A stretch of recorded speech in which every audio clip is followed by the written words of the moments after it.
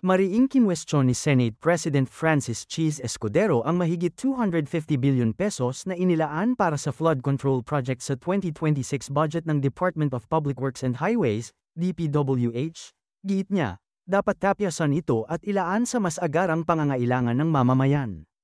Ayon kay Escudero, halos katumbas ng 1/3 ng kabuuang 881 billion pesos pondo ng DPWH ang flood control projects. Dagdag pa ng Senate Chief, may flood control master plan na ilulunsad ang Asian Development Bank, ADB, sa susunod na taon kaya't hindi makatarungan na lamunin ng flood control projects ang bilyon-bilyong pondo. Hinimok din ni Senador Escudero si DPWH Secretary Vince Dizon na makipagtulungan sa LGUs at pribadong sektor sa dredging ng mga ilog, lalo na sa Metro Manila. Nagugat ang panawagan ni Escudero matapos lumutang ang mga ulat hinggil sa posibilidad ng overpriced at ghost project sa flood control budget ng DPWH.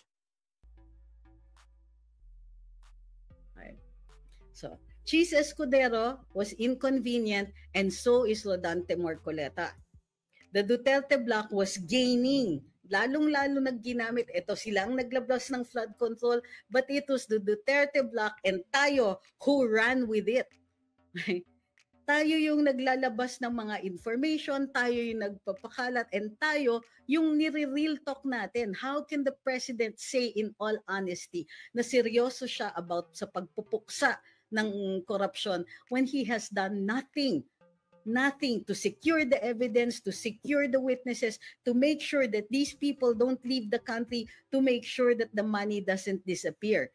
Kailan sila nagpa-imbestiga sa AMLAC? Recently lang. Kailan nila nilabas? Weeks ago. 'Di ba? Mayroong ilang mga kongresista umalis na ng bansa. Mayroon ng iba na they're already planning their exit strategies.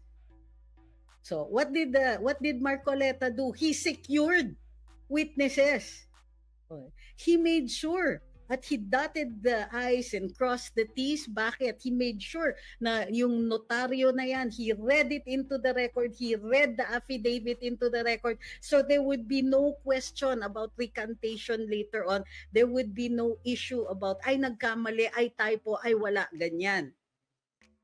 Hindi pwede yung, hindi na nila pwede. And not only that, he subjected them to questioning.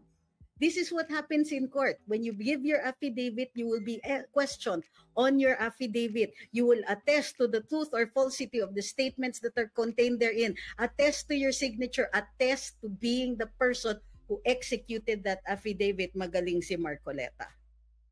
So, seeing that, sa tingin nyo, hindi gagalaw yung kabila. Ito yung galaw. Ito yung galaw para hindi umabot sa punto na lumabas na ang ebidensya tungkol dun sa mga tao na inaasahan pa rin ni BBM hanggang ngayon. Why does he let Congressman Toby Tiangco hit at Martin Romualdez? For his political pogi points. Pero ang totoo niyan, he will always save his cousin. Diba? It is still, dinig ko, it was a very close presidential relative, no, not the First Lady, who called up sa Senate to mobilize some of the admin forces and to talk to the people, to yung mga nag-waiver pa, to convince them to go and vote for Soto as Senate President. Now, here are my thoughts on Senator Soto as Senate President. Number one, we know that he has not made a secret of the fact that he is more than willing to be the palace lackey here. And I'm sure he will say, no, I don't want, I'm not being the palace lackey. Yeah, but your statements belie your denial. I talked to the president. The president said, if he really wanted to show, not just us, but more his colleagues, that he has the ear or he has links to the palace and that he's there to do the job for them, to be the palace's man in the Senate. Why? Because without the Senate, the president could be very vulnerable. Hindi na kokontrol ng kahit sino si Senator Marcoleta. And rumagsa kanina mayroon siya talagang hindi siya pinatigil yung testigo ng mga diskaya, inadmit niya kaagad ang affidavit, and he noted that the affidavit had been duly notarized, etc. Sabi mamaya na, tapos sasabihin mo, naguguluhan ako, tapos magtatanong. Grabe kayo. Okay, next. So, the revelations and the seriousness with which the flood control issue has been tackled, lalong-lalo na dito sa Senado, at yung public response na galit sa administrasyon, galit sa mga nakaupo, at lalong matinding galit sa ilang mga legislators ang naging mitsa para mag-proceed yung Senate coup. Bakit? May mga things na hindi na nila makontrol si Chis Escudero daw kasi he allowed the testimony ni Toby Tiangco. Inallow niya yung pag-proceed ng Senate inquiry. Hindi ito dinelay. Hindi tumuloy-tuloy, and in fact, even if ang konti ng binibigay na oras dahil si Senator Marcoleta yan, ang daming nailabas. Okay?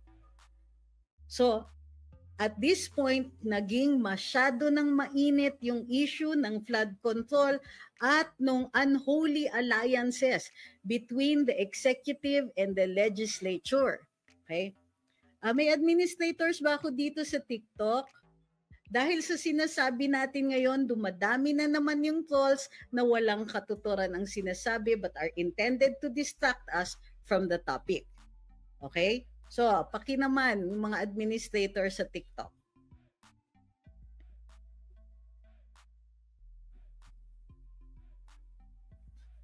Okay.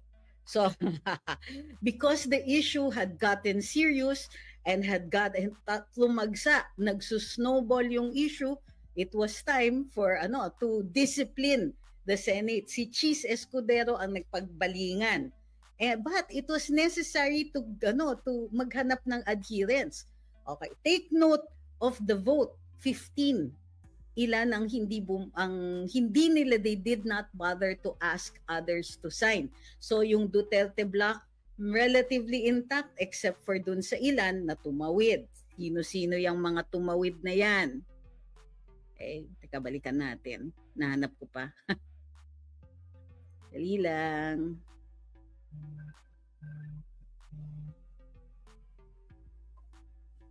Sandali. Ayun. Okay. 2 Villar, 2 Tulfo, Senator Win Gatchalian, Senator Kiko, Senator Bam, Senator Lito Lapid. So, tapos yung mga nag-oppose dati dun sa pag-dismiss ng kaso ng impeachment, which of course is Senator Grace Poe, Senator Risa Hontiveros, yung dalawa. Meron pa ba akong nakalimutan na bumoto for Senator Soto? Of course, Senator Soto himself. Okay. Legarda, yes, thank you very much. And Zubiri. Okay, so kumpleto na. Okay, so bakit? Inconvenient na po ang flood control. So what happens with the change in leadership dito sa Senado? Mag-change din kung sino yung head ng Blue Ribbon. At kung hindi nila makokontrol o madidisiplina, and it's very unlikely that they'll be able to do that with Senator Marcoleta, that is either the end of the Senate Blue Ribbon inquiry into the contractors or curated na yan. Mamimili na lang sila ng witnesses. It will be conducted the same way the House Quadcom and Tricoms have been conducting their hearings.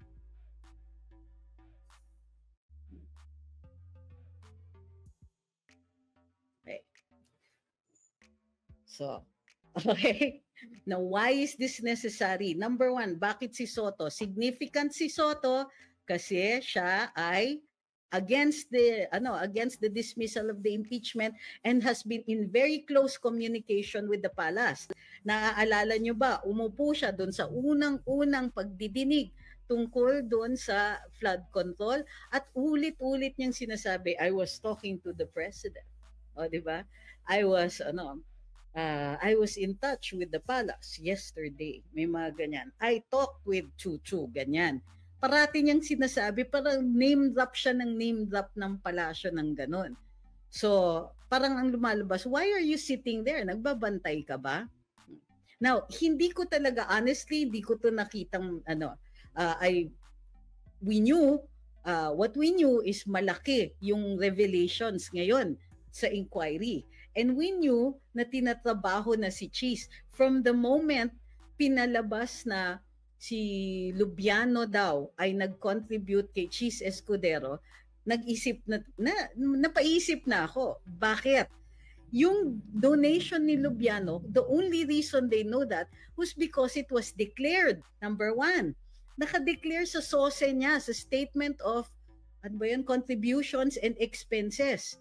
Not only that, it was very clear in the SOSE na this was donated by Lubiano in his personal capacity and not as a corporation.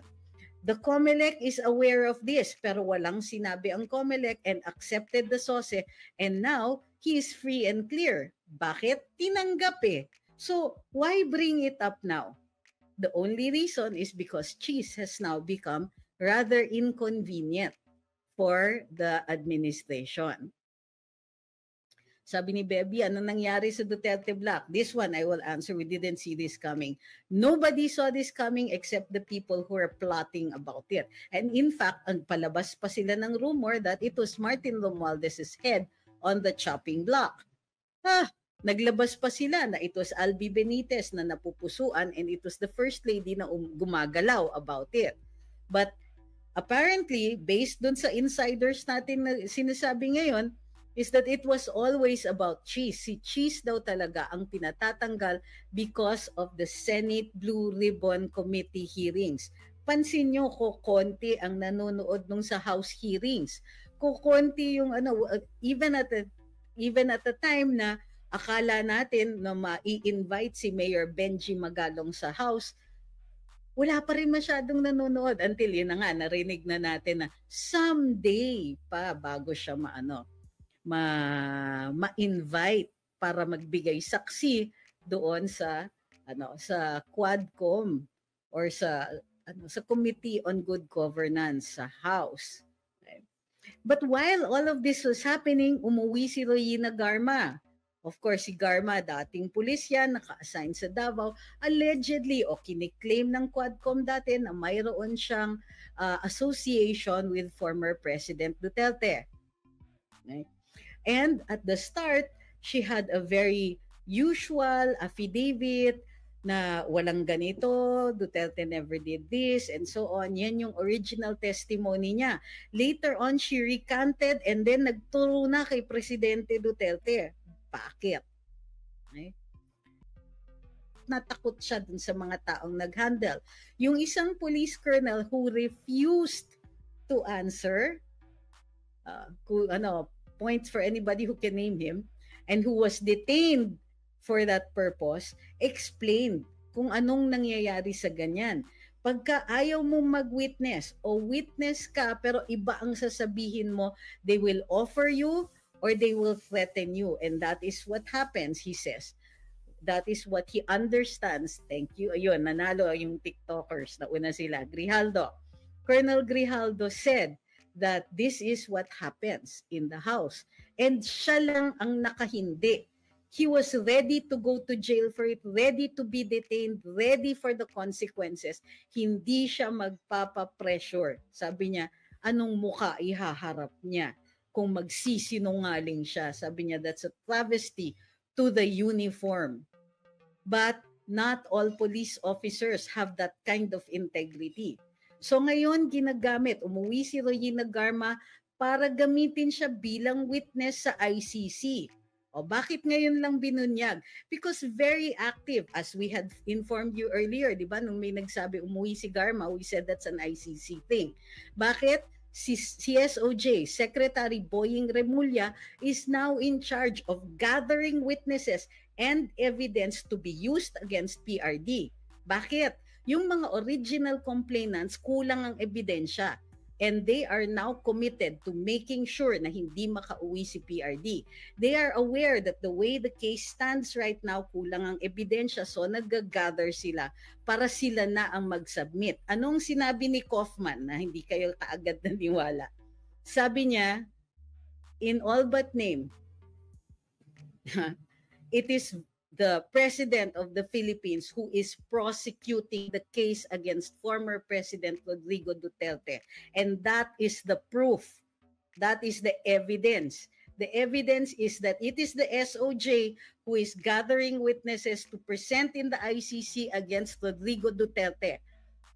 The four-letter words. Gusto kong magmura, kaya lang I don't want to get to get taken off the air. Remember, BBM, the president, said to us repeatedly from the campaign period all the way until the first and second year of his presidency, I do not recognize the jurisdiction of the ICC. How many times do I have to say it? I don't recognize it. The Philippines doesn't recognize it, at Chucho. And then he lies again. Nung kinuha si Duterte, sabi niya, we had no choice eh. He recognized kasi the jurisdiction of Interpol. And as it turns out, we had no obligation to turn him over. The Philippines' obligation with regard to Interpol was to take the person subject of the subpoena to court.